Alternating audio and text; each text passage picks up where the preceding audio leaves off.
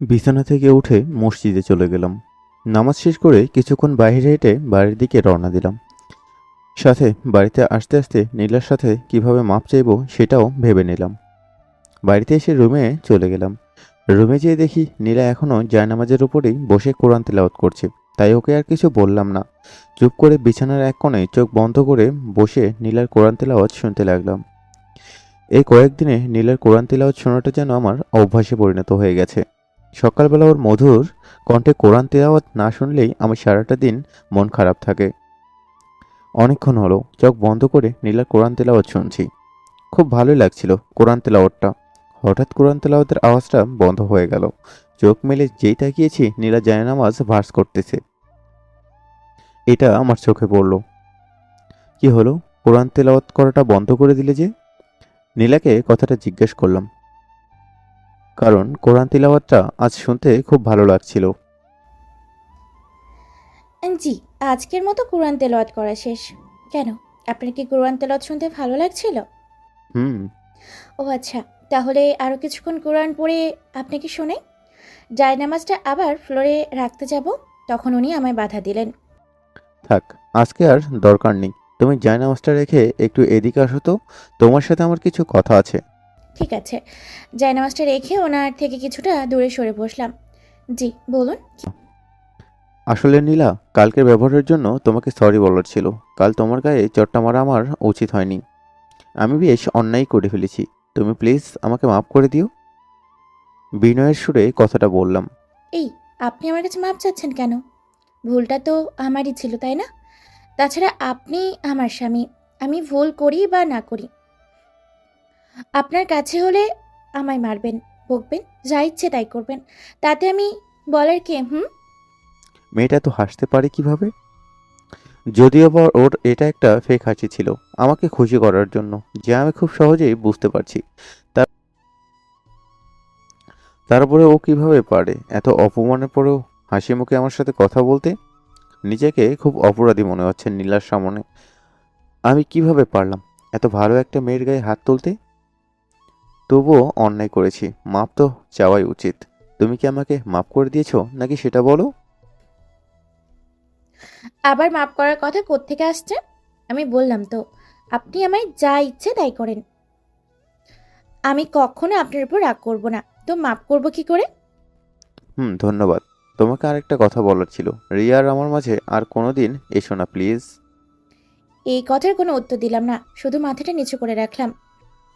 ঘড়ির দিকে তাকালাম, সকাল 9টা বাজে। আচ্ছা, অফিস টাইম হয়ে গেছে। আমি রেডি হয়ে অফিসে চলে গেলাম। তুমি একটু আমার নাস্তা করার ব্যবস্থা করো। আপনি ফ্রেশ হয়ে আসুন, আমি নাস্তা রেডি করছি। আমিও ফ্রেশ হতে চলে গেলাম। ফ্রেশ হয়ে নাস্তা করে অফিসে চলে আসলাম। ওনাকে নাস্তা করিয়ে আমিও নাস্তা করে নিলাম। কাল সারা রাত ঘুমাতে পারিনি, তাই বেডরুমে চলে গেলাম একটু ঘুমাবো বলে। তখনই রিমি আমায় ডাক দিল। ডেকে বলল মা নাকি আমায় ওনার রুমে এক্ষুনি যেতে বলছে। না ঘুমিয়ে মার রুমে চলে গেলাম। মা আসবো? দরজার বাইরে কথাটা বললাম। এসো। বিছানায় বসেছিল মা। আমি গিয়ে মায়ের পাশে বসলাম। মা, কিছু কি বলার জন্য রেখেছেন? কাল রাতে কি হয়েছিল রিয়াদের সাথে তোমার? মায়ের কথাটা শুনে কিছুটা থতমত খেয়ে গেলাম। মা কিভাবে জানলো কাল রাতে আমাদের রুমে কিছু হয়েছে? মাকে রাতের ব্যাপারে কিছু বলা যাবে না, মা শুনলে অনেক কষ্ট পাবে। তেমন কিছু না মা, রিমির কাছে জানতে পারলাম আপনার পা ব্যথাটা আবার বেড়েছে। আমি কি তেল মালিশ করে দিব পায়ে? কথা ঘোরাতে চাইছো তাই না? আমার সামনে কথা ঘুরিয়ে লাভ নেই, কারণ কাল রাতে আমি তোমার কান্নার আওয়াজ পেয়েছি। কি হয়েছিল কাল রাত্রিরে, সত্যি করে বলো নীলা। মা যখন সবকিছু বুঝে গেছে তখন আর লুকালাম না। সকাল থেকে রাত অবধি যা যা ঘটেছিল সব মাকে খুলে বললাম। কি? রিয়া তোমার গায়ে হাত তুলেছে? ওর এত বড় সাহস! আজও বাড়িতে আসুক, তারপর দেখবে আমি ওর কি হাল করি। প্লিজ মা, আপনি ওনাকে কিচ্ছু বললেন না। উনি যা কিছু করেছেন সবটাই রাগের মাথায় করেছেন। মা, উনি না জানলেও তো আপনি জানেন কাল আমি যা যা করেছি সবটাই আপনার কথা মতো, নিজে থেকে না। জানেন মা, উনি কাল আমায় খারাপ মেয়ে বলেছেন। কালকের কাজটার জন্য আমি ওনার চোখে খুব খারাপ একটা মেয়ে হয়ে গেছি। প্লিজ মা, আমাকে আর ওনার রিয়ার মাঝে যেতে বলবেন না। উনি যাকে নিয়ে খুশি থাকতে চাই তাকে নিয়েই থাকতে দিন। শুধু শুধু আমি কেন ওনাদের সুখের মাঝে কাটা হয়ে থাকবো বলুন? আমি মেনে নিয়েছি। আমার ভাগ্যটা আল্লাহ চান না উনি আমার হোক। আল্লাহ হয়তো রিয়াকেই ওনার জীবনসঙ্গী হিসেবে ঠিক করে রেখেছেন। খবরদার নীলা, এই কথাটাও যেন তোমার মুখে আর কোনোদিন না শুনি। রিয়াদকে দিয়ে যখন তোমাকে একবার আমার ঘরের বউ করে এনেছি, তখন আমি বেঁচে থাকা অবধি তুমি ওর বউ হয়েই এই বাড়িতে থাকবে। তোমার জায়গা কোনো দিন কেউ নিতে পারবে না, বুঝলে? দরকার হলে জোর করে রিয়াদকে তুমি বেঁধে রাখবে তোমার আঁচলে, তবুও ওই খারাপ রিয়া মেয়েটার কাছে ওকে যেতে দেবে না। কিন্তু মা, এমনটা করলে যে উনি অনেক কষ্ট পাবেন। পাক, যত কষ্ট রিয়াদ পাক না কেন, তবুও তুমি রিয়াদকে রিয়ার কাছে যেতে দেবে না। এটা মনে রেখো, সারা জীবন কষ্ট পাওয়ার চেয়ে প্রথমে একটু কষ্ট পাওয়া অনেক ভালো। রিয়াকে বিয়ে করলে রিয়াদ সারা জীবন কষ্ট পাবে। তুমি কি সেটা চাও? না মা, কখনো চাই না। তাহলে আমি যেমনটা বললাম তেমনটাই করো। কিন্তু মা, আমি কিভাবে ওনাকে রিয়ার কাছ থেকে দূরে রাখবো? উনি তো রিয়াকে অন্ধের মতো ভালোবাসেন। সেখানে আমি কি পারবো ওনাকে রিয়ার কাছ থেকে ফিরিয়ে আনতে? স্বামীর এমন কিছু নেই যা স্ত্রীরা পারে না। তুই রিয়াদের থেকে তোর স্ত্রীর অধিকারটা চা। কয়েকদিনের মধ্যেই যেন আমি নাতি নাতনির মুখ দেখতে পারি, সে ব্যবস্থা কর, বুঝলি? আমি তোর মা, এখন এর চেয়ে ভালোভাবে তোকে বোঝাতে পারবো না। মনে হয় এতটুকুই যথেষ্ট তোকে কি করতে হবে সেটা বোঝানোর জন্য। মার কথাটা শুনে অনেকটা লজ্জা পেলাম। তবে মা যা বলল, এটাই একমাত্র উপায় ওনাকে রিয়ার কাছ থেকে দূরে রাখার। আমি চেষ্টা করব। মাথা নিচু করে কথাটা বললাম। থাক, হয়েছে। আমার সামনে এত লজ্জা পেতে হবে না। যা রুমে গিয়ে একটু ঘুমিয়ে নে। চোখ মুখ দেখেই বোঝা যাচ্ছে সারা রাত ঘুমাসনি। আচ্ছা। মার রুম থেকে দৌড়ে নিজের রুমে চলে এলাম। এদিকে অফিসে এসে ফোনে অনেকবার ট্রাই করলাম রিয়ার সাথে কথা বলার জন্য, কিন্তু ও ফোনটাই ধরলো না। এত রাগ করার কি আছে আমি বুঝি না। আর রিয়া তো জানে আমি কোনো পরিস্থিতিতে পড়ে বিয়েটা করেছি, তারপরে ও রিয়া কেন এমন করছে? এখন যদি ওর বাড়িতে যাই রাগ ভাঙাতে, সেটাতে ওর নিশ্চয়তা নেই ওর যে রাগ ভাঙবে কিনা। তাই কোনো উপায় না পেয়ে অফিসের এক স্টাফকে দিয়ে কিছু গিফট দিয়ে ওর বাড়িতে পাঠিয়েছি। দেখি গিফটগুলো পেয়ে ওর রাগটা একটু কমে কিনা। যা ভেবেছিলাম তাই হলো। চেয়ারে হেলান দিয়ে বসেছিলাম, তখনই রিয়া আমার ফোন দিল। আর ফোনটা দিয়ে ও ওর রাগ অভিমানের পালাটা শেষ করলো। যাক, গিফটগুলো কাজে দিয়েছে। আজ মনটা খুব ভালো, সেই জন্য অফিসে বেশিক্ষণ না থেকে বাড়িতে চলে গেলাম সবাই একসাথে ডিনার করব বলে। ডিনার করে রুমে এসে বসে আছি, তবে রুমটার চেহারাটা আজ কীরকম যেন ভিন্ন ভিন্ন লাগতেছে। মনে হচ্ছে কোথাও যেন কিছু একটা বেশি আছে। আর হ্যাঁ, আমার বিছানা আজ দুটো বালিশ কেন? সবসময় তো সকালে বিছানায় দুটো বালিশ থাকতো, ও রাতে একটাই বালিশ থাকে, কারণ রাতে আমি একাই বিছানায় ঘুমাই আর নীলা ফ্লোরে ঘুমাই। আজ বিছানায় এরকম হঠাৎ করে পরিবর্তনটা মানতে পারলাম না, তাই নীলাকে বলেই ফেললাম, নীলা, আজ বিছানায় বালিশ দুটো কেন? তোমার কি আজ বালিশ লাগবে না? হুম, লাগবে তো। আর বিছানায় এই জন্য দুটো বালিশ যে আজ থেকে আমি আপনার সাথে বিছানায় ঘুমাবো। আমি বিছানায় বসতে যাচ্ছিলাম, তখন নীলার এরকম কথা শুনে আর বসলাম না, দাঁড়িয়েই রইলাম। নীলা, এসবের মানে কি? তুমি বিছানায় ঘুমাবে কেন? আমাদের মাঝে তো বিয়ের প্রথম রাতেই চুক্তি হয়েছিল আমি উপরে ঘুমাবো আর তুমি নিচে ঘুমাবে। আমি অনেকটাই অবাক হয়ে কথাটা বললাম। কই, আমার তো তেমন কোনো চুক্তির কথা মনে পড়ছে না। আর হ্যাঁ, এতটুকু কথা শুনেই এত ঘাবড়ে যাচ্ছেন? তাহলে এখন যে কথাটা বলবো সেটা শুনলে আপনার কি হাল হবে? বিছানায় একসাথে ঘুমানোর কথাটা উনি শোনা মাত্রই দেখলাম উনি কেমন যেন ঘাবড়ে গেছেন, তাই এই কথাটা বললাম। এখনো আরো কথা বাকি আছে। কি কথা? হুম, বাকি আছে। আর সেটা হলো, আজ থেকে আমি আপনার সাথে বিছানায় ঘুমাবো এবং আজ থেকে আমার স্ত্রীর অধিকার চাই। কি? একেবারে কথার সবচেয়ে বেশি অবাক হলাম এই কথাটা শুনে। হুম, সাথে গুলুমুল একটা বিবিও চাই। কথাগুলো বলতে খুব লজ্জা করছে, তবু ওনার ভালোর কথা ভেবেই চোখটা বন্ধ করে বলে ফেললাম। নীলার কথাগুলো শুনে এই মুহূর্তে মনটা চাচ্ছে খুব জোরে একটা চড় ওর গালে বসিয়ে দিই, কিন্তু এখন এসব করা ঠিক হবে না ভেবে মাথাটা ঠান্ডা করলাম। আর বলতে লাগলাম, দেখো নীলা, তুমি তো আমার ব্যাপারে সব কিছু জানো, যে সব জানার পরও তুমি কেন এমনটা করছো? আমি রিয়াকেই ভালোবাসি আর শুধুমাত্র ওকেই স্ত্রী সম্পূর্ণ অধিকার দিতে চাই বা দিতে পারবো। তাই বলি কি, তুমি আমাদের দুজনের মাঝে আর এসো না, আর স্ত্রীর অধিকারটাও ও কোনোদিনও দাবি করো না প্লিজ। আমি কেন আপনারা রিয়ার মাঝে আসতে যাব, যেখানে আমি ওই রিয়া মেয়েটাকে কেন ভালোভাবেই চিনি না? আমি তো শুধু আমার স্বামীর মাঝখানে আসবো, মানে আপনার মাঝখানে, বুঝলেন? আর হ্যাঁ, আপনি বললেন আমি যেন আপনার কাছে কোনোদিন স্ত্রীর অধিকার দাবি না করি। এর উত্তরটা দেওয়ার আগে আমি আপনার কাছে আগেই মাপ চেয়ে নিচ্ছি, কারণ আমি আপনার এই কথাটা রাখতে পারবো না। আমি আপনার অধিকারটা যে করেই হোক আপনার কাছ থেকে ছিনিয়ে ছাড়বো, সেটা হোক আপনার ইচ্ছায় বা অনিচ্ছায়। কথাগুলো সব একদমই বলে ফেললাম। জানি না আজ কিভাবে আমার মধ্যে এত সাহস চলে এলো। যে মেয়ে কোনোদিন কারোর সাথে উঁচু গলায় কথা বলেনি, সে মেয়ে কিভাবে নিজের স্বামীর সাথে এরকমভাবে কথা বলে ফেললো। এতক্ষণ মাথাটা খুব কষ্ট করে ঠান্ডা করে রাখার চেষ্টা করেছিলাম, তবে নীলার এমনকার কথা শুনে, এসব শুনে আর নিজেকে ধরে রাখতে পারলাম না। মাথাটা গরম হয়ে পুরো আগুন ধরে গেল। ওকে বলতে শুরু করলাম, বুঝেছি তোমার সাথে ভালো ব্যবহার করে বা ভালোভাবে বুঝিয়ে কোনো লাভ নেই। তুমি আমার বউ হয়ে সারা জীবন থাকতে চাও আর আমার পুরো সম্পত্তির মালিকানাধীন হতে চাও, তাই তো? সেই জন্য তুমি আমার থেকে স্ত্রীর অধিকার দাবি করছো। তবে তুমি একটা কথা মনে রেখো, বেঁচে থাকতে কোনোদিনও আমার থেকে স্ত্রীর অধিকার পাবে না, শুধু পাবে অবহেলা। ঠিক আছে, আমিও দেখব আপনি কি করে আমার স্ত্রীর অধিকার না দেন। ওনার থেকে কোনোদিন স্ত্রীর অধিকার পাবো না ভাবতেই বুকটা কেঁপে উঠল।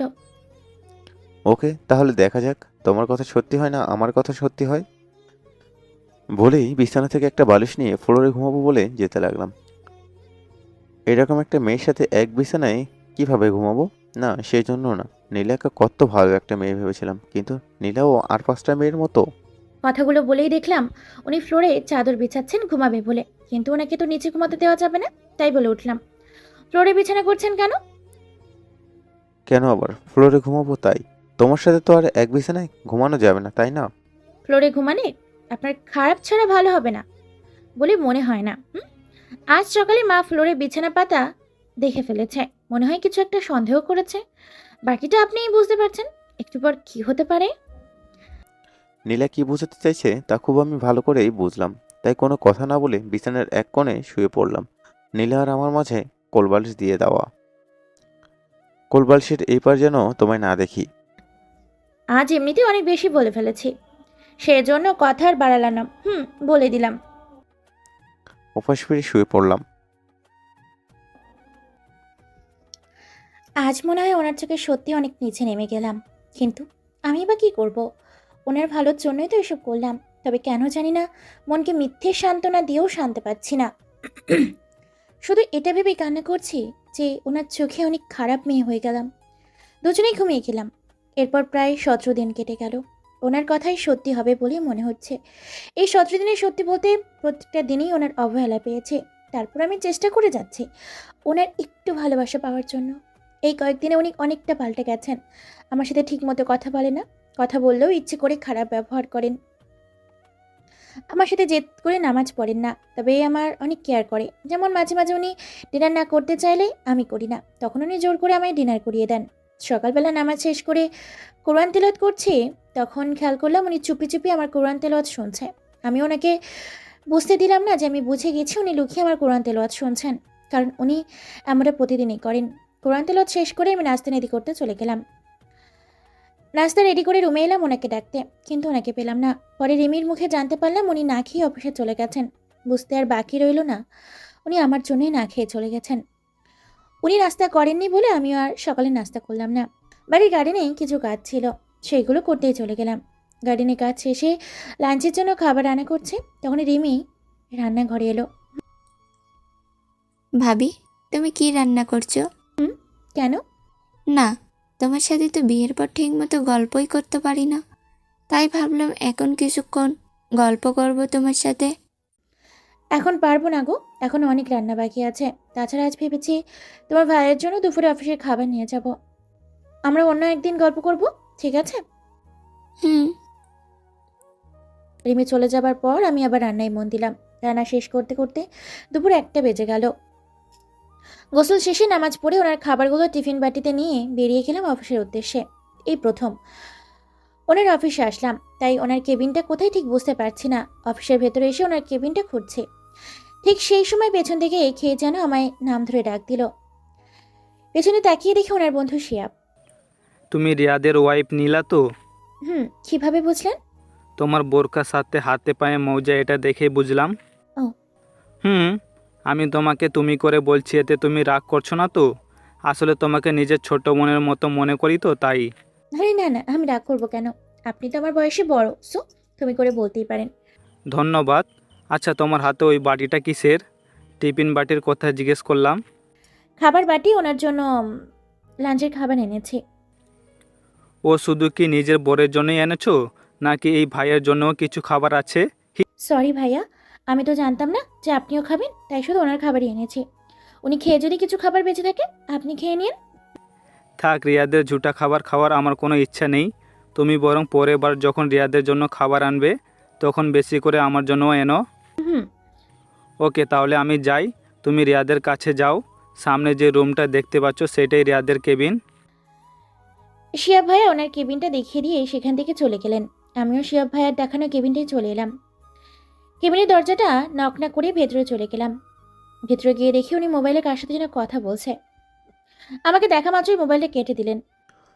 শুধু অফিসটাই আমার জন্য উপযুক্ত জায়গা রিয়ার সাথে কথা বলার জন্য।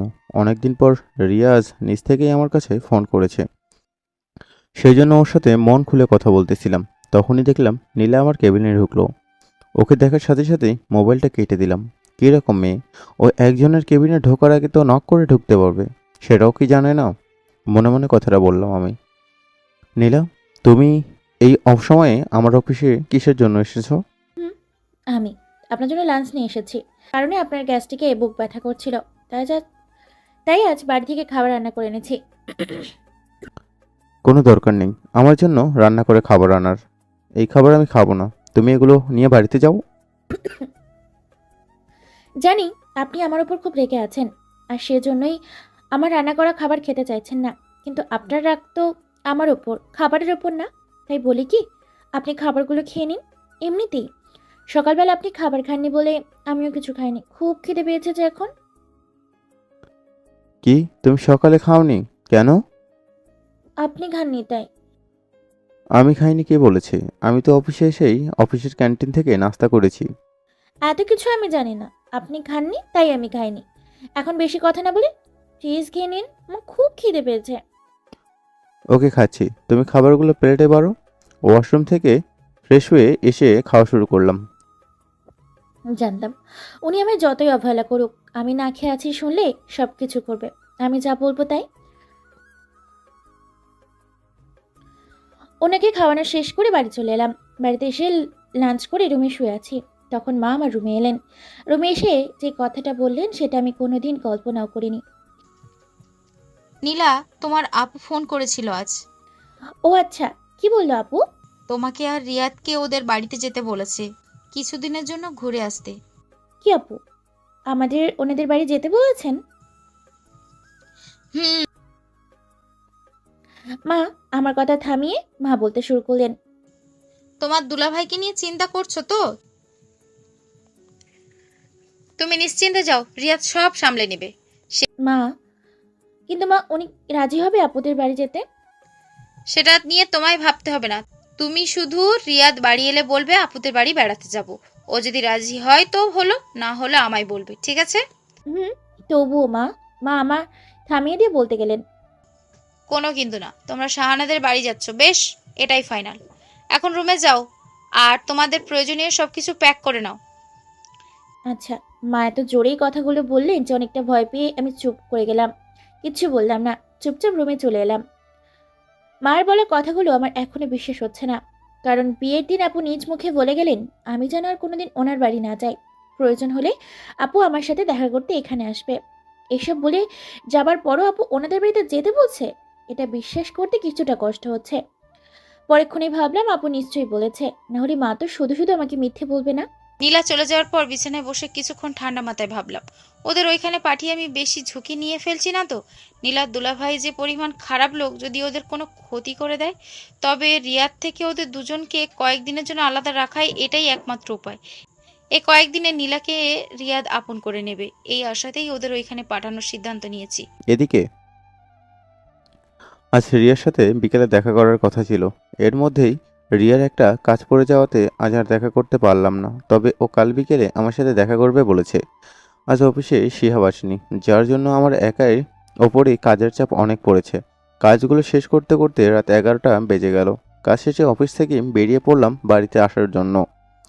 রুমে ঢুকতে দেখলাম নীলা এখনো জেগে বড় একটা ব্যাগে কিছু ড্রেস প্যাক করছে।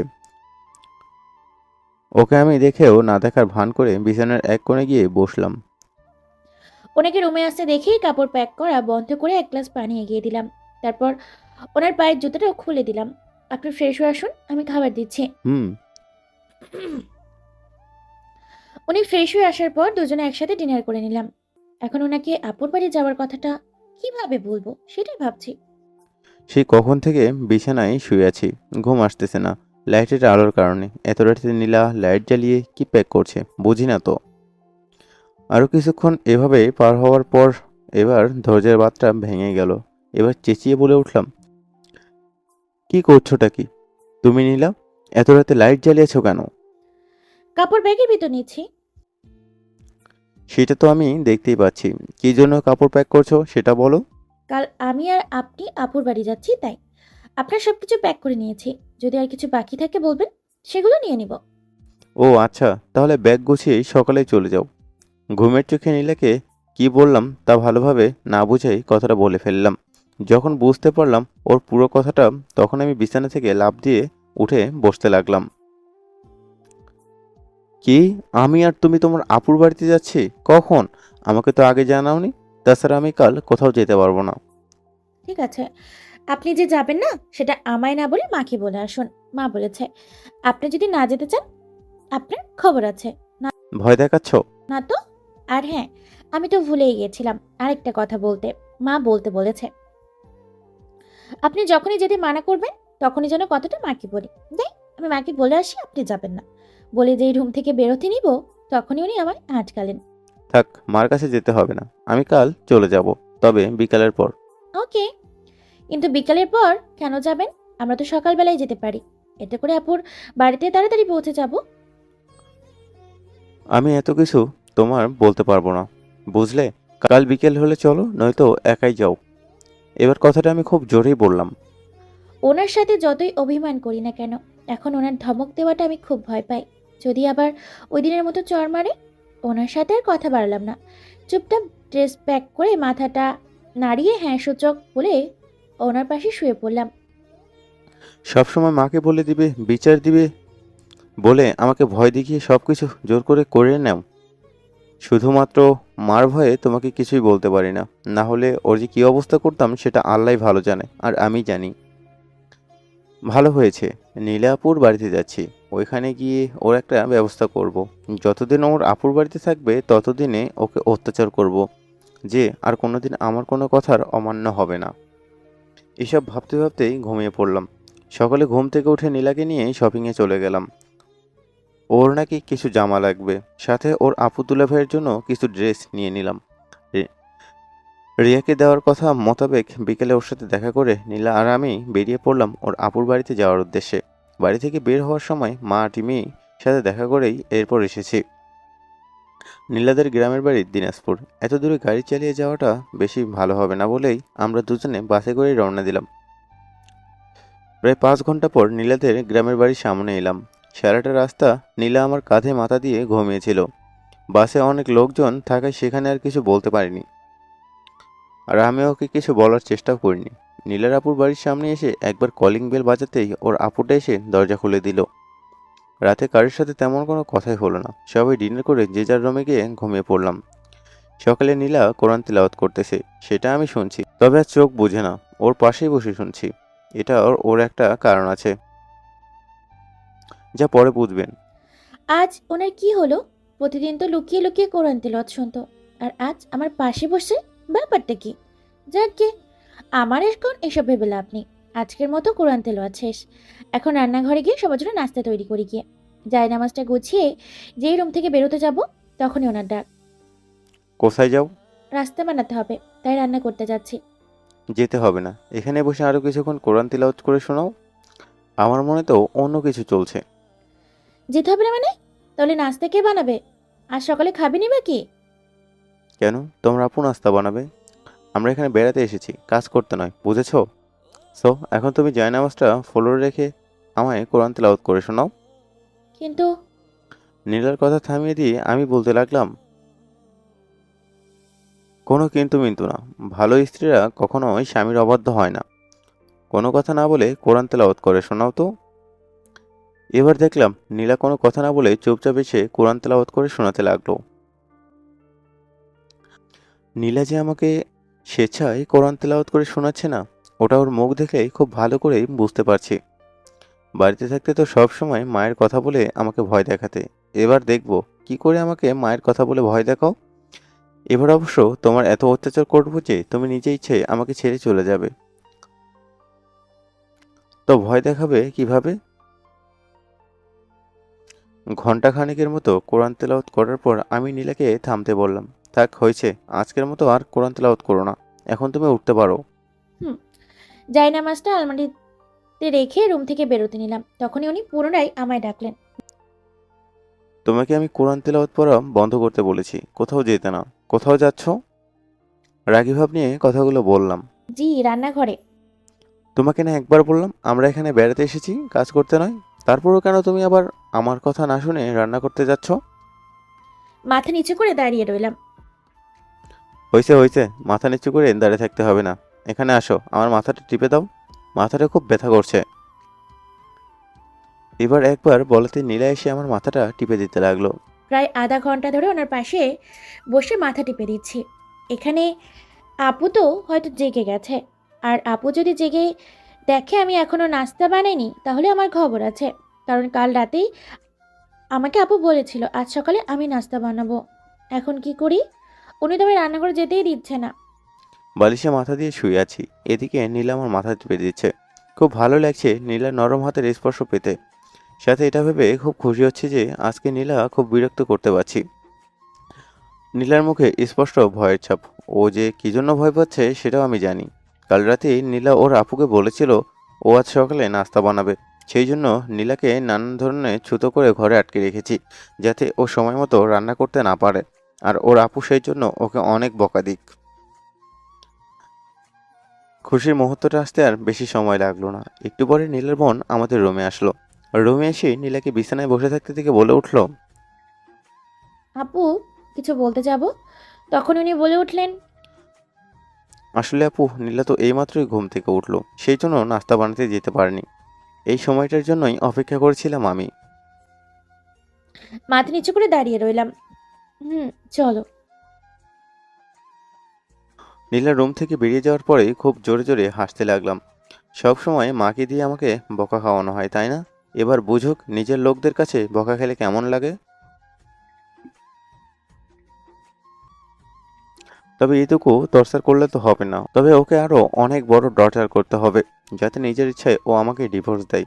সকালে টর্চার পালাটা শেষ হলে এখন দুপুরে কিভাবে ওকে টর্চার করবো সেটাই ভাবতে লাগলাম।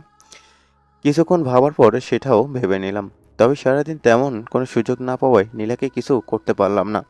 রাতের দিকে বিছানায় বসে অফিসের কিছু কাজ করতেছিলাম, সেগুলো করছিলাম। তখনই নীলা রুমে আসলো। ওর দিকে একবার তাকিয়ে আবার কাজে মনোযোগ দিলাম। আপনি কি কাজ করতেছেন? কেন, চোখে দেখতে পাচ্ছ না? কিছুটা রাগেপুট নিয়ে কথাটা বললাম। হুম, আপু আপনাকে ডিনার করতে যেতে বলেছে, সেজন্যই আপনাকে ডাকতে আসলাম। ওকে, কিছু কাজ আছে সেগুলো করে আমি আসতেছি, তুমি যাও। না, আপনার সঙ্গে একসঙ্গেই যাব। আপনি কাজ কমপ্লিট করে নিন। কিছুই বললাম না, কাজগুলো করে দুজনে একসাথেই ডিনারটা করতে চলে গেলাম। ডাইনিং টেবিলে এক কোণে আমি বসেছি, অপর প্রান্তে আপু আর তার হাজব্যান্ড। নীলার দুলাভাইয়ের চেহারাটা আজ সারাদিন দেখিনি, হয়তো কোনো কারণে বাড়ির বাইরে ছিল। নীলা আমার পাশেই দাঁড়িয়ে আছে, ডাইনিং টেবিলে বসতেছে না। নীলা যে ডাইনিং টেবিলে বসছে না সেটা হয়তো আপু লক্ষ্য করেছে, তাই উনি বলতে লাগলেন, না আপু, আমি এখন খাবো না। ওনার খাওয়া হলে তারপর খাবো। ওনাকে খাবার বেড়ে না দিলে আবার উনি ঠিকমতো খেতে পারেন না। আচ্ছা। এতক্ষণে বুঝলাম নীলা কেন আমার পাশে দাঁড়িয়ে আছে। খাবার খেতে শুরু করলাম। খাবার খাওয়া শেষ করে রুমে চলে এলাম। আমার পিছু পিছু নীলাও রুমে চলে আসলো। আপনার কি আর কিছু লাগবে? না, লাগবে না। আচ্ছা, তাহলে আমি ডিনার করে আসি। নীলা, একটু এদিকে আসো। নীলা রুম থেকে বেরোতে যাচ্ছিল, তখনই মাথায় একটা বুদ্ধি আসলো ওকে টর্চার করার জন্য। তাই ওকে ডাকলাম। জি বলুন। আমার না পা দুটো অনেক ব্যথা করছে, তুমি আমার পা দুটো একটু টিপে দিবে প্লিজ? হুম, আপনি বিছানায় শুয়ে পড়ুন, আমি পা টিপে দিচ্ছি। নীলার কথা মতো বিছানায় শুয়ে পড়লাম। সত্যি বলতে আমার পাটা কিছুতেই ব্যথা করছে না। শুধুমাত্র নীলাকে আজ রাত 12টা পর্যন্ত ডিনার করতে দিব না বলে মিথ্যা কথাটা বললাম। উনি যে আমায় ইচ্ছে করে কষ্ট দিতে চাইছেন তা আমি ওনার সকালের মিথ্যে কথা শুনেই খুব ভালো করে বুঝতে পারছি। তবে ওনাকে এই বিষয়ে কিছু বললাম না, কারণ আমাকে যদি উনি কষ্ট দিয়ে ভালো থাকতে পারেন তাহলে থাকুক না। উনি ভালো থাকলে আমি যে সব কিছুতেই খুশি হব।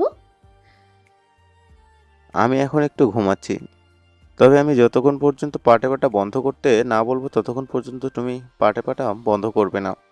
মাথা নাড়িয়ে হ্যাঁ বললাম। ঘুমিয়ে পড়লাম। হঠাৎ কিছুর একটা স্পর্শে আমার ঘুমটা ভেঙে গেল। চোখ মেলে দেখি নীলা আমার পায়ের পাশে বসে ঝিমোতে ঝিমোতে পা টিপতেছে। রাত তখন 3টা 30 বাজে। এত রাত হয়েছে ও এখনো আমার পা টিপছে, এটা ভাবতেই অনেকটা অবাক হলাম। নীলা ঝিমোতে ঝিমোতে এক পর্যায়ে বিছানা থেকে পড়ে যাচ্ছিল। তার আগে আমি ওকে ধরে নিলাম। আমি ওকে ধরতে ও চোখটা মেলে তাকালো। আপনি এখনো জেগে আছেন? সেটা পরে বলছি, তার আগে বলো তুমি এত রাত জেগে কি করছো? আপনার পা টিপছিলাম। সেটা তো আমিও দেখতে পাচ্ছি, কিন্তু এত রাত পর্যন্ত কে জাগতে বলেছে তোমাকে? কেন? আপনিই তো বলেছিলেন আপনি না বলা পর্যন্ত যেন আমি পা টিপা বন্ধ না করি। নীলাকে বলা কথাটা মনে পড়ে গেল। আচ্ছা ঠিক আছে, পা আর টিপতে হবে না, এখন তুমি ঘুমিয়ে পড়ো। হুম, আমার না খুব খিদে পেয়েছে, কিছু খেয়ে এসে তারপর ঘুমাই। ঠিক আছে যাও, তবে এত রাতে খাবার ডাইনিং টেবিলে খাওয়ার কোনো দরকার নেই, খাবার নিয়ে রুমে চলে এসো। আচ্ছা। নীলা রুম থেকে বেরিয়ে গেল। সত্যি বলতে নীলাকে কষ্ট দিতে গিয়ে আজ আমি নিজেই অনেক কষ্ট পেলাম। মেয়েটা এমন কেন? আমি যা বলি সেটাই কি ওর করতেই হবে? আমার কথা রাখতে গিয়ে নীলা আজ এত রাত অবধি জেগেছিল, তাও না খেয়ে। নিজেকে ওর কাছে খুব ছোট মনে হচ্ছে। মেয়েটাকে খুব করে কষ্ট দিয়ে ফেললাম আজ। নীলা খাবার আনতে গিয়ে প্রায় 20 মিনিট হলো, খাবার নিয়ে আসছে না। এত সময় লাগার কথা তো না। মনের মধ্যে কীরকম একটা ঘটকা লাগছিল। বিছানা থেকে উঠে ড্রয়িং রুমে চলে গেলাম। সেখানে গিয়ে নীলাকে না পেয়ে কয়েকবার ওকে ডাক দিলাম, ওর কোনো শব্দ পেলাম না। এবার কিছুটা চিন্তিত হয়ে পড়লাম, এতটুকু সময়ের মধ্যে মেয়েটা গেল কোথায়? বাড়ির সব জায়গায় ওকে খুঁজতে লাগলাম, কিন্তু ওকে কোথাও পেলাম না। এখন শুধু বাড়ির ছাদটায় বাকি আছে খুঁজে দেখার জন্য। কিছু না ভেবে দ্রুত সিঁড়ি দিয়ে ছাদে চলে গেলাম। ছাদে গিয়ে যা দেখতে পেলাম তাতে তো আমার মাথায় এক প্রকার রক্তই উঠে গেল। ছাদের এক কোণে দেখলাম নীলা ফ্লোরের দিকে মুখ বাঁধা অবস্থায় পড়ে আছে। তার পাশে ওর দুলাভাই নীলার হাত পা বাঁধার চেষ্টা করতেছে। বুঝতে আর বাকি রইল না নীলার দুলাভাই নীলার সাথে কি করতে চাইছিল। নীলার দুলাভাই হয়তো এই সময় আমাকে এখানে আশা করেনি, তাই আমাকে দেখা মাত্রই উনি কিছুটা ঘাবড়ে গেলেন। রিয়াদ, তুমি এই সময় এখানে? হ্যাঁ আমি। আপনি এখানে নীলার সাথে কি করতেছিলেন? আমি তো মানে তেমন কিছু না, নীলাকে ওর রুমে নিয়ে যেতে চাইছিলাম। নীলাকে রুমে নিয়ে যেতে কি ওর হাত পা ব্যথা লাগে নাকি? মুখও ব্যথা লাগে নাকি? আমার মুখে এই কথাটা শোনা মাত্রই নীলার দুলাভাই ছাদ থেকে পালাতে চাইছিল, কিন্তু আমি তাকে পালাতে দিলাম না। ছাদের দরজাটা লক করে দিলাম। দরজাটা লক করেই জানোয়ারটাকে ইচ্ছামতো কয়েক দফা মার দিলাম। আর একটু মারলে হয়তো মারাই যাবে, তাই ছেড়ে দিলাম। জানোয়ারটা ছাড়া পেয়েই ছুটে নীলার কাছ থেকে চলে গেল। নীলার হাত পায়ের মুখের বাঁধন খুলে তারপরে ওকে নিয়ে চলে আসলাম।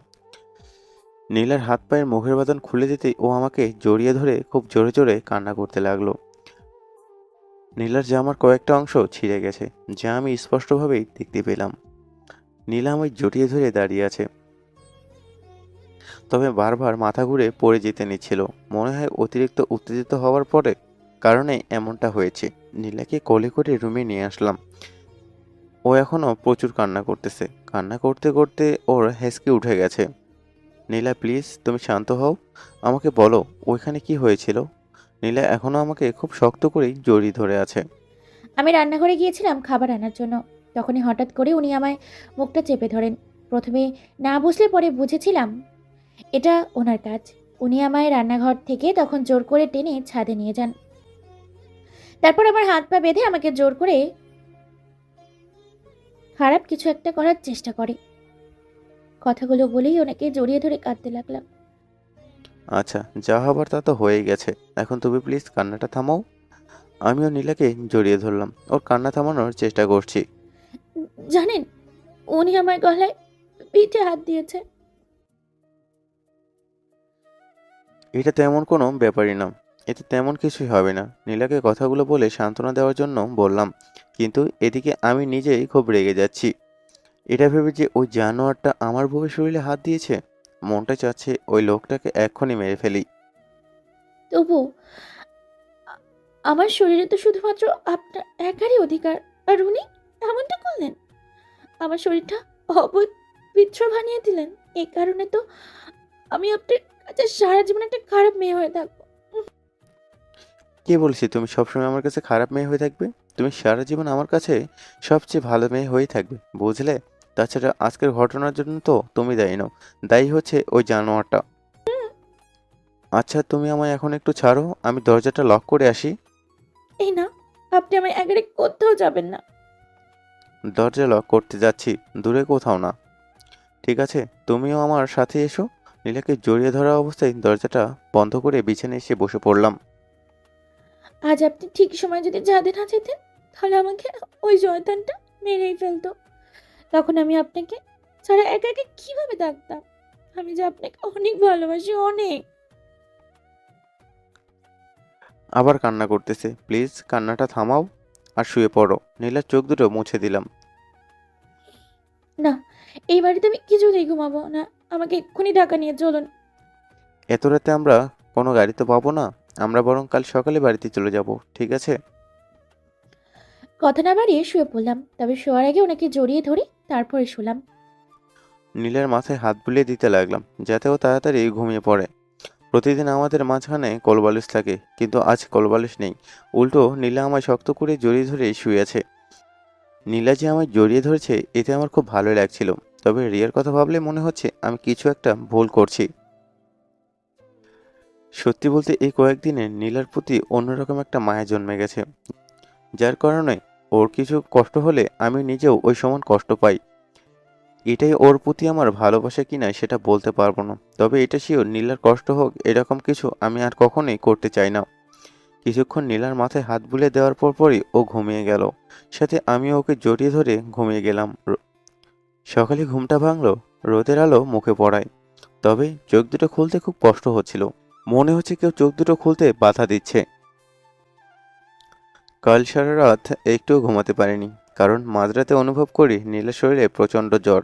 ভয় পাওয়ার কারণেই হয়তো জ্বরটা এসেছিল। এত রাতে আপুকে তো আর ডাকা যায় না, তাই বাধ্য হয়ে সারা রাত আমি নিজে ওর কপালে জলপট্টি দিয়ে দিয়েছি। সেই জন্যই চোখ মেলে তাকাতে অসুবিধা হচ্ছে। অনেক কষ্টে চোখ দুটো খুলে বিছানা থেকে উঠলাম। তারপর ফ্রেশ হয়ে নিলাম। নীলার যখন ঘুম ভাঙলো, তখন ওকে ফ্রেশ করিয়ে নিয়ে আপুর সাথে দেখা করে বেরিয়ে পড়লাম ঢাকা যাওয়ার উদ্দেশ্যে। আসার সময় আপুকে রাতের ব্যাপারে কিছু বললাম না, কারণ যত হোক জানোয়ারটা তো ওনার স্বামী, ওর সম্পর্কে এসব শুনলে কষ্ট পেতে পারে। জানোয়ারটাকে যা শাস্তি দেবার তো ঢাকা গিয়েই দিব। বাড়ির সামনে চলে এলাম। নীলাকে ভালোভাবে দাঁড়াতেও পারছে না, বারবার মাথা ঘুরে পড়ে যেতে নিচ্ছে। তাই ওকে কোলে তুলে নিলাম। কয়েকবার বাড়ির কলিং বেল বাজাতেই মা এসে দরজা খুলে দিল। বিছানায় শুয়েছিলাম, তখনই কে যেন কলিং বেল বাজালো। বিছানা থেকে উঠে দরজা খুলে দিলাম। দরজা খুলে তো আমি এক প্রকার অবাক। রিয়াদ আর নীলা এসেছে। ওদের তো অনেক দিন পর আসার কথা ছিল। রিয়াদ, নীলা, তারা আজ বাড়ি ফিরে এলি? হুম। আজ আসলি কেন? আর নীলার কি হয়েছে? ও তোর কোলে কেন? তেমন কিছু না, নীলার একটু জ্বর হয়েছে। এখন দরজার সামনে থেকে একটু সরে যাও তো মা, ওকে নিয়ে রুমে যাই, পরে তোমাকে সবকিছু খুলে বলবো। ঠিক আছে। মা দরজা থেকে সরে দাঁড়াতে আমি নীলাকে নিয়ে রুমে চলে এলাম। নীলাকে বিছানায় শুয়ে দিলাম। দেখলাম নীলা আমার দিকে কীরকম একটা ড্যাব ড্যাব করে তাকিয়ে আছে, তাই ওকে জিজ্ঞেস করলাম, এরকম ভাবে আমার দিকে তাকিয়ে আছো কেন? কিছু না। ও, তুমি একটু বসো, আমি এখনই আসতেছি। কোথায় যাচ্ছেন? আমার একা থাকতে ভয় করে। ডাইনিং টেবিলে তোমার জন্য খাবার আনতে যাচ্ছি। রাত থেকে এখনো কিছুই খাওনি, আর এত ভয় পাওয়ার কিছু নেই।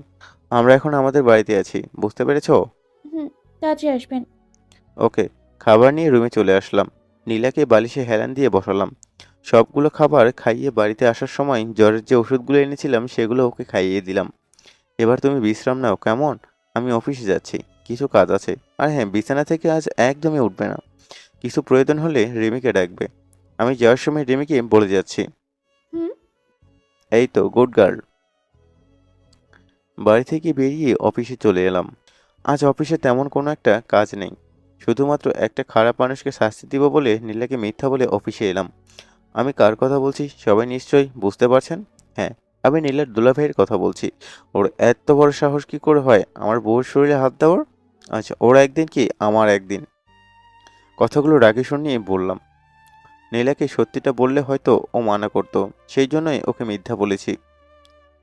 কেবিনে বসে আছি ঘন্টাখানিক হলো। এরই মধ্যে আমার লোকজন নীলার দুলাভাইকে ধরে নিয়ে এসেছে। নীলার দুলাভাই ছাড়া কেবিনের সবাইকে বাইরে বের করে দিলাম। সবাই বাইরে যাওয়ার পর নীলার দুলাভাইয়ের সাহসটা যেন হঠাৎ করেই বেড়ে গেল। তিনি উঁচু গলায় আমাকে বলতে শুরু করলেন। রিয়াদ, এসবের মানে কি? তুমি আমাকে আমার অফিস থেকে তোমার লোকজন দিয়ে জোর করে ধরে আনলে কেন? তোমার এত বড় সাহস হলো কি করে? এমনিতেই লোকটার চেহারা দেখা মাত্রই শরীরটা রাগে জ্বলে যাচ্ছিল। তারপরে ওনার এরকম কথা শুনে নিজেকে আর কন্ট্রোল করতে পারলাম না। খুব জোরে একটা চড় ওনার গালে বসিয়ে দিলাম। গালে হাত? আমার সাহস কতটুকু তার উদাহরণ হয়তো দেখাতে হবে না। আর লাগবে না। এখন চুপ করে বসুন, আমি কিছু কথা বলবো, সেগুলো সোজাসুজি উত্তর দিবেন, ঠিক আছে? মাথা নাড়িয়ে হ্যাঁ বললাম।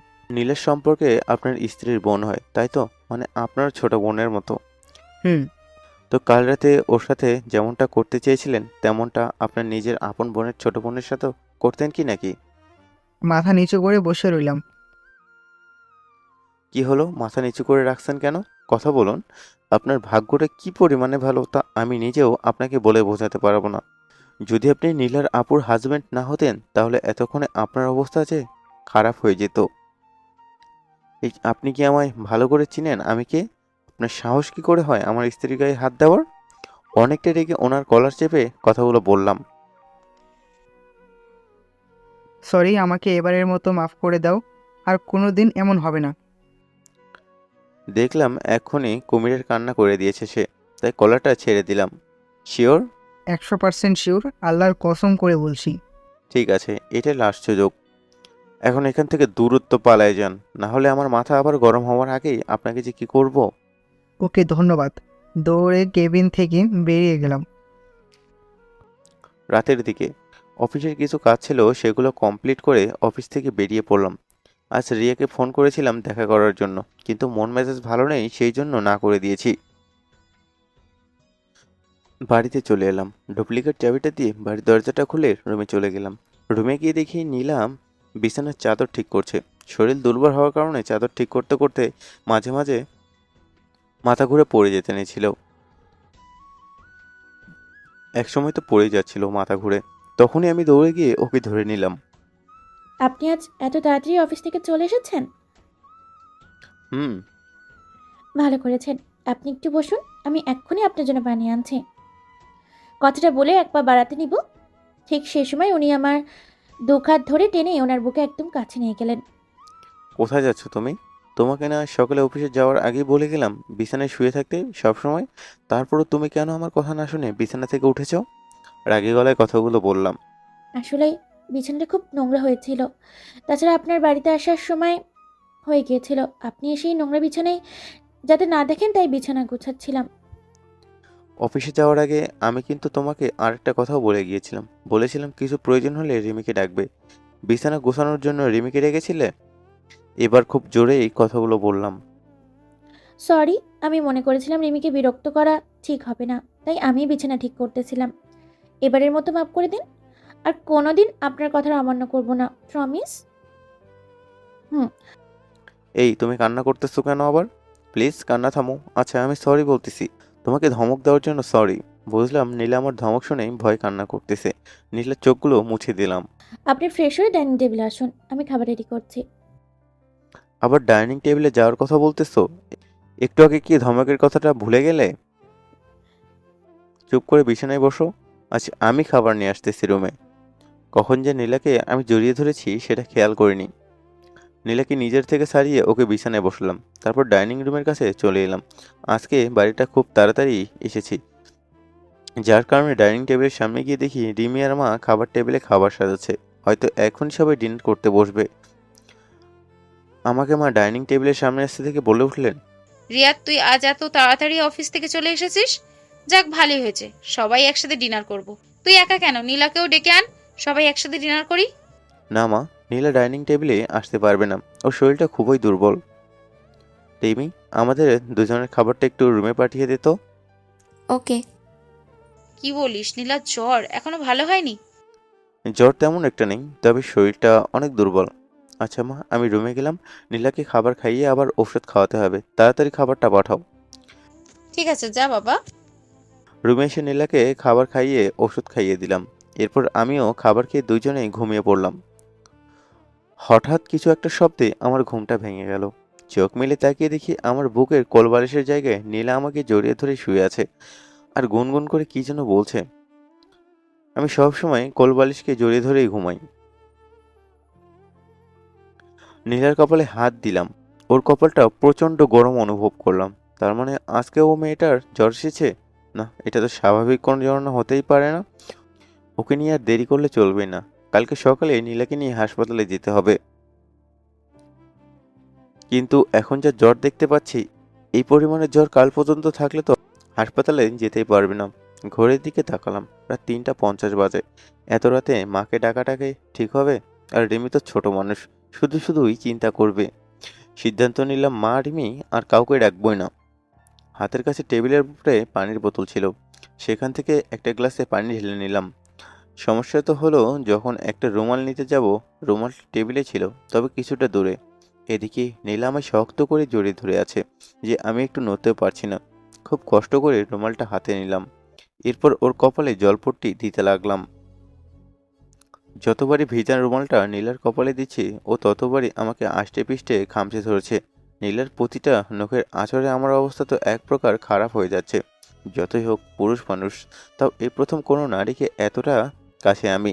মনে হচ্ছে হয়তো এক্ষুনি নেশায় পড়ে যাব, নীলার স্ত্রীর অধিকারটা দিয়েই ফেলবো। এরপরে কিছু একটা ভেবে নীলার দিকে তাকালাম না, চোখ দুটো বন্ধ করে জলপট্টি দিতে লাগলাম। সকাল 9টার দিকে ঘুম থেকে উঠে নীলার কপালে হাত দিয়ে দেখছি জ্বরটা কমেছে কিনা। চেক করে দেখলাম, হ্যাঁ, অনেকটাই কমেছে। 2 দিনের জ্বরে মেয়েটাকে চেনাই যাচ্ছে না। মুখটা শুকিয়ে গেছে, বাচ্চাদের মতো হয়ে গেছে। নিজের অজান্তেই নীলার কপালে ছোট্ট একটা ভালোবাসার পরশ এঁকে দিলাম। ডাক্তার দেখানোর সময় সকাল 10:30, তাই বিছানায় শুয়ে না থেকে দ্রুত ফ্রেশ হয়ে নিলাম। কিছুক্ষণ পর নীলাও ঘুম থেকে উঠে পড়ল। ঘুম থেকে উঠে ফিল করলাম মাথাটা কেমন ভারী ভারী লাগছে। মাথাটা দুহাত দিয়ে ধরেই বিছানায় শুয়ে থাকা থেকে উঠে বসলাম। দেখলাম আমার সামনে উনি বসে আছেন। এখন কেমন লাগছে শরীরটা? নীলাকে বললাম কথাটা। জি ভালো। গুড, তাহলে এখন তাড়াতাড়ি ফ্রেশ হয়ে রেডি হয়ে নাও, আমরা হাসপাতালে যাব। হাসপাতালে কেন? কী জন্য হাসপাতালে নিয়ে যাবে সেটা জানি, তবুও না জানার ভান করে কথাটা জিজ্ঞেস করলাম। 2 দিন ধরে মাঝরাতে তোমার জ্বর আসে, সেই জন্যই ডাক্তার দেখাতে যাব হাসপাতালে। ও, এই ব্যাপার? কিছু হবে না, কয়েকদিন পর এমনিই ভালো হয়ে যাবে। শুধু শুধু হাসপাতালে গিয়ে টাকা নষ্ট করার দরকার নেই। রাতে যে আমার জ্বর আসে সেটা আমি খুব ভালো করেই জানি। আর এটাও জানি জ্বর হবার পর উনি আমাকে ওনার বুকে টেনে নেন, সাথে অনেক আদরও করেন। তাই আমি চাই সারা জীবন আমি অসুস্থ থাকি আর উনি আমায় আদর করুক। এই জ্বর এমনি এমনি ভালো হয়ে যাওয়ার জ্বর না, বুঝতে পারছো? তাছাড়া তোমাকে এত টাকা নিয়ে চিন্তা করতে হবে না। আল্লাহর রহমতে তোমার স্বামী যথেষ্ট পরিমাণে টাকা পয়সা আছে। এখন আর একটা কথা বেশি না বলে চুপচাপ রেডি হয়ে নাও, আমাদের 10টার মধ্যে হাসপাতালে যেতে হবে। ফ্রেশ হতে চলে গেলেন। অবশ্য আমি নিজে ইচ্ছায় যাইনি, উনি জোর করে নিয়ে গেছেন। নীলা ফ্রেশ হয়ে যাওয়ার পর ওকে রেডি করিয়ে হাসপাতালে নিয়ে যাওয়ার জন্য বেরিয়ে পড়লাম। হাসপাতালের সামনে এসে নীলা গাড়ি থেকে নেমে ভালোভাবে হাঁটতে পারছে না, তাই ওকে কোলে নিয়ে হাসপাতালের মধ্যে চলে গেলাম। নীলাকে চেয়ারে বসিয়ে রিসেপশনের কিছু একটা কাজ ছিল, সেখানে যাচ্ছি। তখনই আমার চোখ পড়ে গেল রিসেপশনে দাঁড়িয়ে থাকা একটা মেয়ের উপর। রিসেপশনে রিয়া দাঁড়িয়ে আছে। রিয়ার সামনে যেয়ে দাঁড়ালাম। ওকে ওকে দেখে মনে হচ্ছে ও আমাকে এখানে থেকে ঘাবড়ে যাচ্ছে। রিয়া, তুমি এখানে? হ্যাঁ আমি। রিয়া কিছু বলতে যাবে তার আগে রিসেপশনের একটা মেয়ে বলে উঠল, ম্যাম, আপনার রিপোর্টগুলো রেডি, এগুলো নিয়ে যান। সকাল 11টায় এই ডাক্তারের সাথে দেখা করবেন। রিয়াত তোমাকে রিয়া, তোমার কি কিছু হয়েছে? এগুলো কিসের রিপোর্ট দেখি? মেয়েটার হাত থেকে রিপোর্টগুলো নিয়ে যেই দেখতে যাব ঠিক তখনই রিয়া আমার থেকে রিপোর্টগুলো কেড়ে নিল। তেমন কিছু না, আসলে গলায় একটু সমস্যা হয়েছে, এই রিপোর্টগুলো তার জন্যই। তুতলে তুতলে কথাটা বললাম। তুমি এখানে কেন সেটা তো বললে না। ও হ্যাঁ, আমি নীলাকে নিয়ে হাসপাতালে এসেছি। ওর শরীরটা খুবই খারাপ। কি, তুমি ওই মেয়েটাকে নিয়ে হাসপাতালে এসেছ? তোমাকে না আমি সেদিন বললাম এই মেয়েটাকে সবসময় টর্চার করবে? টর্চার তো সবসময় করি, কিন্তু দুদিন ধরে ওর যা অবস্থা, এই সময় টর্চার করলে ও হয়তো মারাই যাবে। যাক, না মরে ওই আপদটা মরলে তো আমাদের দুজনেরই লাভ। আচ্ছা, এসব কথা বাদ, এখন চলো দুজন মিলে আজ একসাথে ব্রেকফাস্ট করব। রিয়াদের হাত ধরে টানতে টানতে কথাটা বললাম। সরি, আজ পারবো না রিয়া। নীলার শরীরটা অনেকটা দুর্বল, একা বাড়িতে যেতে পারবে না, যে কোনো সময় মাথা ঘুরে পড়ে যেতে পারে। কি এমন হয়েছে যে তোমার মাথা ঘুরে পড়ে যাবে? নীলা, 2 দিন ধরে মাঝরাতে অনেক জ্বর আসে ওর। ও আচ্ছা, নীলা এখন কোথায়? আমি ওকে একটু দেখব। নীলাকে দেখবে মানে? কেন? সেটা ওর সামনে নিয়ে গেলেই বুঝতে পারবে। এখন একটু কষ্ট করে বলবে তোমার বিয়ে করা বউটা কোথায় বসে আছে। রিয়াকে কিছু বললাম না, ও নিজেই নীলাকে খুঁজে বের করে ওর সামনে চলে গেল। আমিও রিয়ার পিছু পিছু নীলার কাছে চলে গেলাম। রিয়া নীলার সামনে গিয়ে বলতে শুরু করলো, কি ব্যাপার নীলা? রিয়াদের মুখে শুনলাম তোমার নাকি শরীরটা খুব খারাপ, ঠিকভাবে দাঁড়াতেও পারছো না, মাথা ঘুরে পড়ে যাচ্ছ। সেজন্য আমি ভাবলাম একবার এসে তোমাকে দেখেই যাই। রিয়াদ সত্যি বলছে না মিথ্যে? নীলা, একটু সোজা হয়ে দাঁড়াও তো প্লিজ। নীলাকে চেয়ার থেকে জোর করে দাঁড় করালাম। রিয়া, তুমি এগুলো কি করছো? নীলা পড়ে যাবে তো। সত্যি ওর শরীরটা খুবই দুর্বল। নীলা ঠিকভাবে দাঁড়াতে পারছে না, মনে হচ্ছে এক্ষুনি মাথা ঘুরে পড়ে যাবে। রিয়াকে বাধা দিলাম, কিন্তু ও আমার কোনো কথাই শুনছে না। তুমি একটু চুপ করো তো। আমি খুব ভালো করেই জানি এটা ওর অভিনয়। ও এই অভিনয়ের ভূত মাথার থেকে কিভাবে নামাতে হয় সেটা আমি খুব ভালো করেই জানি। এই মেয়ে, একদম ড্রামা করবি না, সোজা হয়ে দাঁড়া বলছি, না হলে ধাক্কা দিয়ে এখন ফেলে দেব। কথাটা বলেই ওকে ধাক্কা দিলাম। স্বাভাবিক অবস্থাতে নীলা ভালো করে দাঁড়াতে পারছিল না। তারপর রিয়ার ধাক্কা খেয়ে নীলা তাল সামলাতে না পেরে হাসপাতালের ফ্লোরে পড়ে গেল। রিয়া নীলাকে ধাক্কা দিয়ে ফেলে দেওয়ার পরে আমার যে কি হলো আমি ঠিকমতো বুঝতেই পারলাম না। হঠাৎ করে মাথাটা গরম হয়ে গেল, রাগটা আর কন্ট্রোল করতে পারলাম না। খুব জোরেই একটা চড় দিলাম রিয়ার গালে। রিয়াদ, তুমি আমাকে মারলে? গালে হাত দিয়ে অনেকটা অবাক হলাম।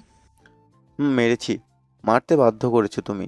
তোমাকে এত করে না করার পরেও কেন তুমি কোন সাহসে নীলাকে ধাক্কা মেরে ফ্লোরে ফেলে দিলে? তোমাকে একটা চড় মেরে মনে হচ্ছে ভুল করেছি, আরও কয়েকটা মারার দরকার ছিল।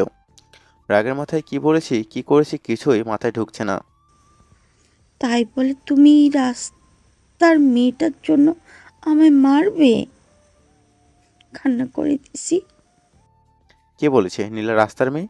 নীলা রাস্তার মেয়ে না, ও হচ্ছে আমার স্ত্রী, বুঝতে পেরেছো? এখান থেকে যাও তো। তোমার মুখটা দেখতেও আমার খুব ঘৃণা লাগছে। তুমি কিভাবে পারলে অসুস্থ একটা মেয়েকে এভাবে ফেলে দিতে? রিয়াদ, রিয়ার কথা থামিয়ে দিয়ে আমি বলতে লাগলাম, আর একটা কথাও আমি তোমার মুখ থেকে শুনতে চাই না। এক্ষুনি আমার সামনে থেকে চলে যাও, না হলে আমি যে কি অবস্থা করব তোমার সেটা আল্লাহ ভালো জানে। কথাগুলো খুব জোরেই বললাম। খেয়াল করলাম হাসপাতালের সবাই আমার দিকে কিরকমভাবে তাকিয়ে আছে।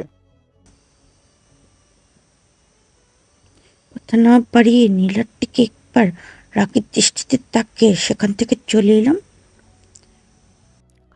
রিয়ার সাথে তর্ক করতে গিয়ে আমি এক প্রকারে ভুলে গিয়েছিলাম যে নীলা ফ্লোরে পড়ে আছে। নীলার কথা মনে হতে দ্রুত ফ্লোর থেকে নীলাকে আবার উঠিয়ে চেয়ারে বসালাম। কোথাও লাগেনি তো? ফ্লোরে পড়ে যাওয়াটার কারণে ব্যথা পেয়েছে কিনা সেটা জিজ্ঞেস করলাম। মাথা নাড়িয়ে না বললাম। হাতের কোনোইটা কেটে একটু রক্ত পড়ছে। এমনিতেই অনেক রেগে আছেন, তাই এই বিষয়ে অনেকে কিছু বললাম না। আমার জন্য আপনাদের দুজনের মধ্যে ঝগড়া হলো, তাই না? তোমার জন্য কিছুই হয়নি, এটা তো তার প্রাপ্ত ছিল।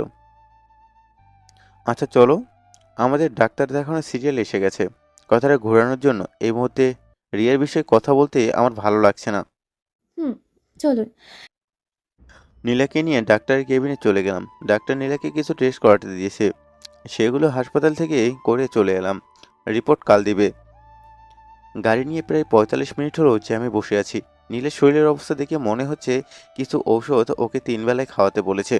এদিকে রাস্তায় যে পরিমাণ জ্যাম লেগেছিল, দুপুর 12টার আগে বাড়িতে পৌঁছাতে পারবো না। নীলাকে নাস্তা করিয়ে ওষুধ খাওয়ানোটা খুবই জরুরি ছিল। এখন আমি কি করি এসব ভাবতেছিলাম, তখনই রাস্তার পাশে একটা রেস্টুরেন্ট দেখতে পেলাম। সমস্যার সমাধান পেয়ে গেলাম।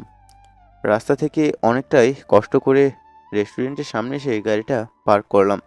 নীলাকে ডাকতে যাব ঠিক তখনই দেখলাম ও গাড়ির সিটে হেলান দিয়ে ঘুমাচ্ছে। হয়তো শরীর দুর্বল হওয়ার কারণে বেশি ঘুম পাচ্ছে। নীলাকে ডাকলাম, নীলা তুমি কি ঘুমিয়ে পড়েছো? না মানে চোখটা একটু লেগে এসেছিল। আমরা কি বাড়ি এসে গেছি? না, আমরা রেস্টুরেন্টে এসেছি, গাড়ি থেকে নামো। রেস্টুরেন্টে কেন? রাস্তায় প্রচুর জ্যাম, বাসে যেতে যেতে লাঞ্চের সময় পার হয়ে যাবে, তাই দুইজনে এখানে নাস্তা করব। তাছাড়া তোমাকে সকালের খাবার খাইয়ে ওষুধ খাওয়াতে হবে। গাড়ি থেকে নামতে নামতে কথাটা বললাম। না না, রেস্টুরেন্টে নাস্তা করার কোনো দরকার নেই। আমি বাড়ি গিয়ে নাস্তা করব। শুধু শুধু বাইরের খাবার খেয়ে টাকা নষ্ট করার কি দরকার? তোমাকে কি আমি টাকা নিয়ে চিন্তা করতে বলেছি? রাগী ভাব নিয়ে কথাটা বললাম। না। তাহলে বারবার টাকা নষ্ট হবে এসব কথা বলছো কেন? সকালে একবার বললাম না আল্লাহর রহমতে তোমার স্বামীর অনেক টাকা আছে, যে টাকা দিয়ে তুমি সারা জীবন শুয়ে বসে খেতে পারবে। কথাগুলো শোনার পর নীলা মাথাটা নিচু করে বসে রইল। মাথা নিচু করে বসে না থেকে গাড়ি থেকে বের হও, রেস্টুরেন্টের ভেতরে যেতে হবে। ওনার রাগী গলার আওয়াজ শোনার পর আর একটা কথা বলারও সাহস পেলাম না। চুপচাপ গাড়ি থেকে বেরিয়ে ওনার পেছন পেছন রেস্টুরেন্টের ভেতর চলে গেলাম। রেস্টুরেন্টের ভেতর গিয়ে একটা টেবিলে দুই পাশে বসলাম। এই প্রথম ওনার সাথে বাইরে একা খাবার খাচ্ছি। খুব ভালোই লাগছে, তবে ভালো লাগার মুহূর্তটা বেশিক্ষণ টিকলো না। চারিপাশে তাকাতেই অনেক লোক দেখতে পেলাম। এত লোকের মাঝে আমি তো জীবনে হিসাব করলে খাবার খাবো না। কি খাবে বলো? চারিদিকে তো অনেক মানুষ। তো এত মানুষের সামনে আমি হিজাব খুলে খাবার খেতে পারবো না। ভয় ভয় কথাটা বলল নীলা। ও আচ্ছা, আমি তো ভুলেই গিয়েছিলাম, তুমি তো আবার সবার সামনে হিজাব খুলবে না। ওকে, তুমি একটু ওয়েট করো, আমি দেখছি। ওয়েটারকে ডাক দিলাম, ওর কাছে জিজ্ঞেস করলাম প্রাইভেট কোনো কেবিন বুকিং আছে কিনা। ও বলল যে আছে। নীলাকে নিয়ে ওই কেবিনটাই চলে আসলাম। এরপর সেখানে আমি আর নীলা নাস্তা করে নীলাকে ওষুধ খাইয়ে দুজনে বাড়িতে চলে আসলাম। এদিকে রিয়া মা, তোর কি হয়েছে? তুই রুমের জিনিসপত্র এইভাবে ভাঙছিস কেন? কে তোকে কি বলেছে আমায় বল। আমাকে রিয়া থাপ্পড় মেরেছে। কথাটা বলে সামনে থাক ফুলদানিটা আছাড় মেরে ভেঙে ফেললাম। কি? রিয়া তোকে থাপ্পড় মেরেছে? ওর এত বড় সাহস! দাঁড়া, আমি এক্ষুনি শরীফকে ফোন করে সব কিছু জানাচ্ছি। না মা, ওকে এসব কিচ্ছুই বলার দরকার নেই। ও রিয়াদের কিছুই করতে পারবে না। রিয়াদের ব্যবস্থা তো করবো আমি। রিয়াদ কিভাবে পারলো একটা রাস্তার মেয়ের জন্য আমায় মারতে? রিয়াদের থাপ্পড়ের প্রতিশোধ তো আমি কি করে নিই সেটা তুমি নিজ চোখেই দেখবে। তার জন্য মা, তোমায় একটা কাজ করতে হবে। কি করতে হবে সব কিছু মাকে বুঝিয়ে দিলাম। সকাল 11টায় রিয়াকে সাথে নিয়ে হাসপাতালে বসে আছি। মন মেজাজটা আজ দুটোই খারাপ। কাল রাতে নীলার জ্বরটা আর আসেনি, যার জন্য রাতে ঘুমটা খুব ভালোই হয়েছিল। তারপর নীলা আজ সকালে নামাজের পর কোরআন তিলাওয়াত করেছে। আমার না খুব ভয় করছে। ডাক্তার আমার রিপোর্টগুলো দেখছে। তখন ওনাকে ফিসফিস করে কথাটা বললাম। কেন?